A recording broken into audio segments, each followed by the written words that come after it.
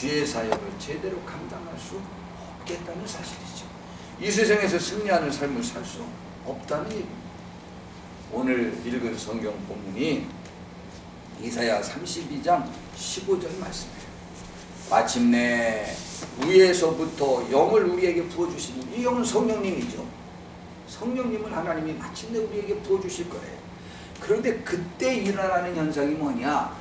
광야가 아름다운 밭이 되며, 아이 지금 우리나라는요 모래사장만 있어도 부자요. 괜찮아요. 광야만 거친 들만 있어도 우린 부자요. 차라리 절대농지보다 거기가 비싸. 왜냐면 절대농지는 지목 변경하기가 더 힘들어. 돈도 더 들고. 그래서 절대농지는 값이 못 오르는 거예요. 개발이 안 돼서. 그런데 거친 광야면은 더 비싸요. 지목으로 변경하기 쉽고.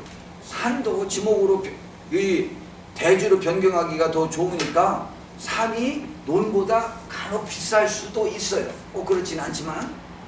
자, 그런데요 그때는 밭은 재산 목록 1호예요.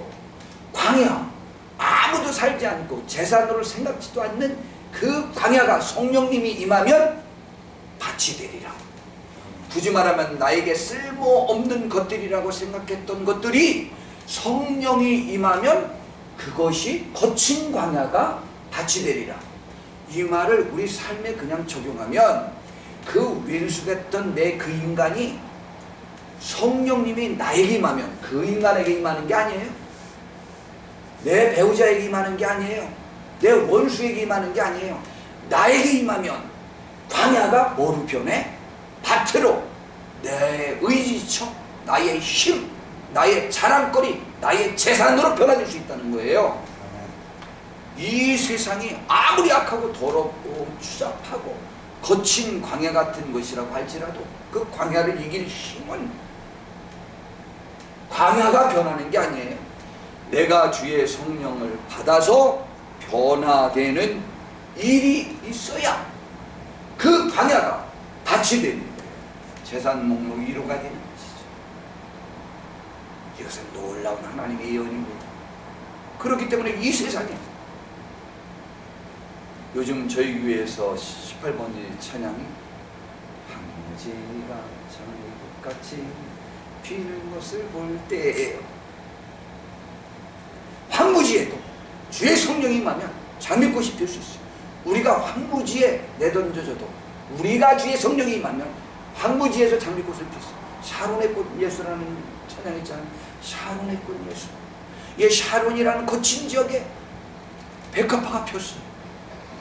그 향은요 너무 아름답습니다. 거친 곳이라고 해서 향내 내지 못하는 것 아니에요. 불교에서도요 수롱에서 아름다운 연꽃을 피잖아요. 그러므로 환경 탓하고 내 가정 탓하고 내 배우자 탓하고 내 부모 탓하고 이것은요 주의 영이 우리에게 임하지 않은 한 증거일 뿐이지, 내 배우자가, 내 부모가, 내 형제자매가, 내 자녀가 이 시대가 악해서 내가 향기 날리지 못하는 것이 아니라는 사실이죠.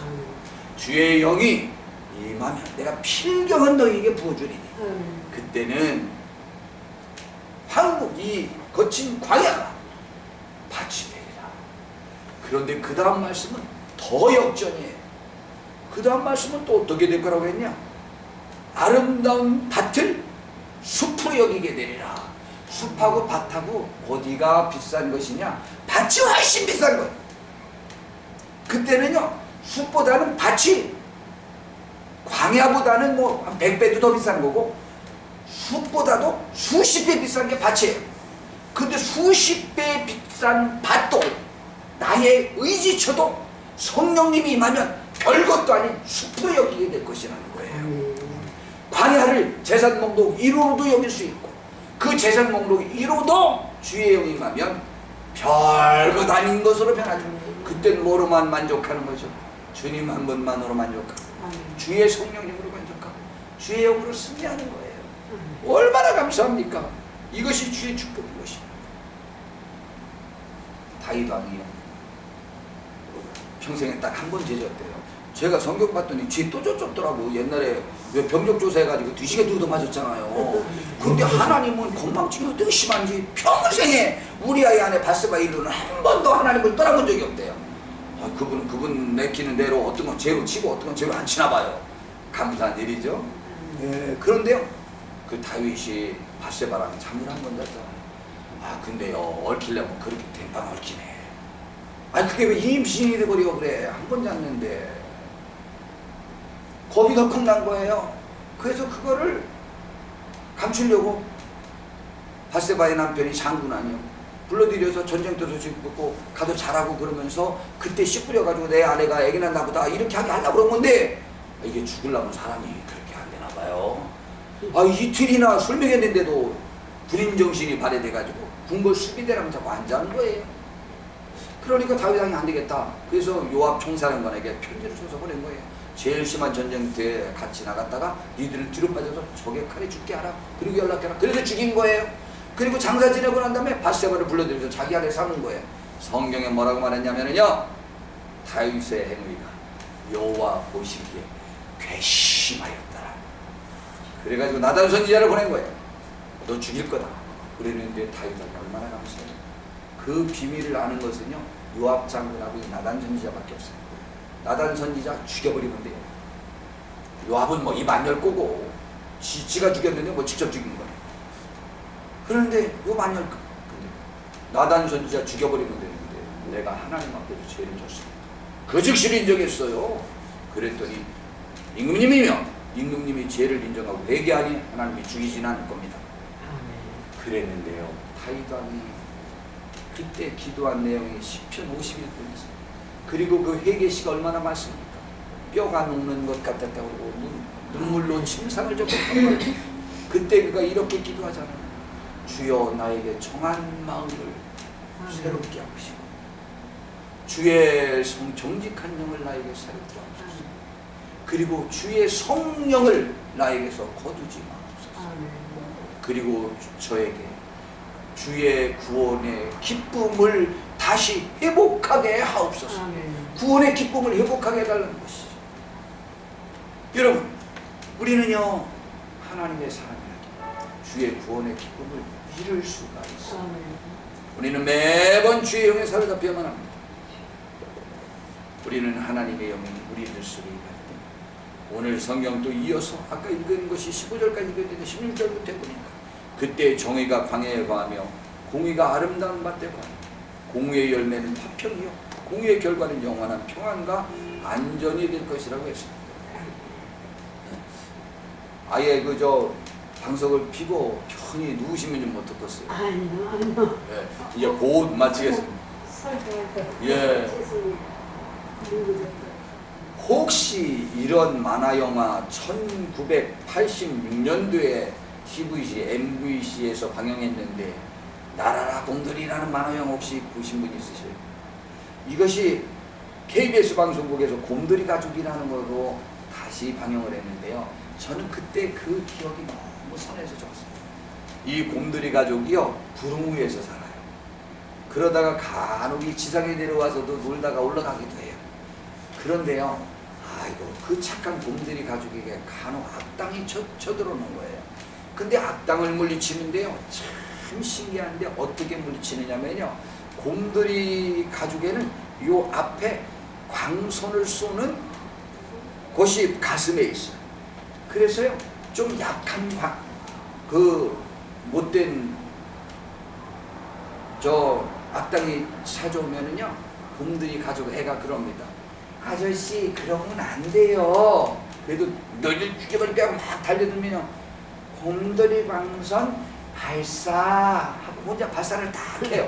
그러면요, 막 싸우려고 오던 그 곰돌이가 저 악당이 광선을 딱 맞으면 우리 사이좋게 지내자 이렇게 표현하는 거예요. 그 광선을 맞으면.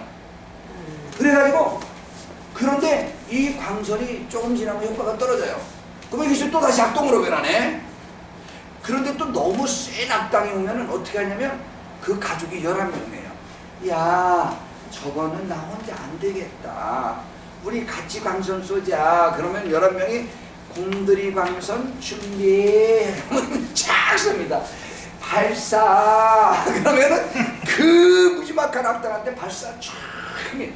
그걸 딱 맞으면요, 악당 두목도 변해가지고 어린양처럼 변하는 거예요. 근데 요것도 또 시간이 지나면 도로 악당으로 가는 거예요.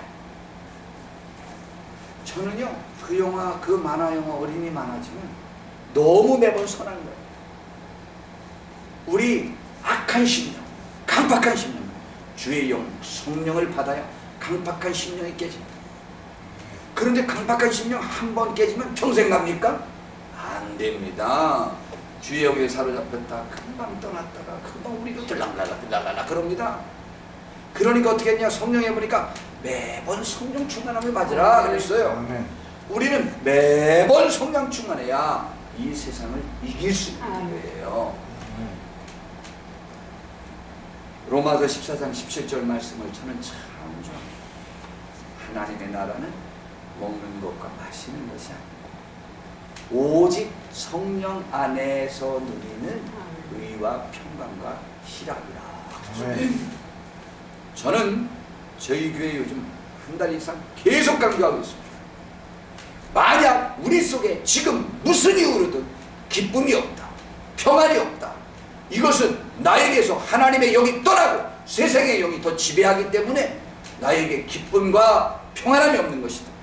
무슨 이유로든 내 남편이 죽었든 내 자식이 죽었든 내 삶에 절망스럽거든 내 재산이 전부 날아가든 무엇이 어떻게 됐든 나에게서 만약 지금 기쁨이 없다, 그것은 주의 영이 나에게서 떠난 것이다. 지금 나에게 기쁨이 없고 답답함이 있다, 그것은 하나님이 회개하거나 주의 영을 회복하라고 심어준 것이다. 그러니 지금 무조건 회개해서 기쁨을 다시 회복할 때까지 생명내고 기도해서 성령님을 회복해야 내 상황에 매이지 아니하고 기뻐할 수 있고 평안할 수 있다는 것이죠. 우리의 적이 뭔지 알아요? 잘됨이 최고의 적이에요. 잘됨에 사로잡히다 보면 우리의 영은 완전히 죽어서 세상의 사람이 되고 오늘 사이에 내가 가장 연약한 하나님의 사람으로 변화합니다. 오히려 어려움보다도 잘됨이 나를 교만하게 만들어서 넘어짐에 쓰러짐에 앞잡이가 되는 선봉이 되는 거예요. 그러므로 진정으로 하나님의 사람, 잘됨과 안됨이 조금 더 기분에 영향력을 미치지 않도록 주의 영의 인도함과 지배를 받고 충만한 사람이 되어야 한다는 것입니다.